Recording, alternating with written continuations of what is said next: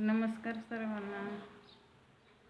तर मला तरुण पिढीला सांगायचं, खरं बोला, खरं वागा, खोटं बोलू नका, चोरी करू नका, तसेच स्वतःच्या फायद्यासाठी कुणाचा गैरवापर करू नका.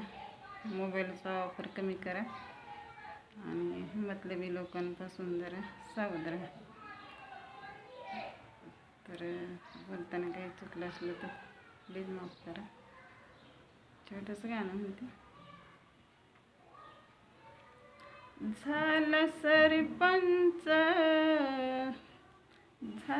सरपंच बोलाय लागला जोरात, बाबासाहेबांमुळे तुझ्यानी माझ्या घरात.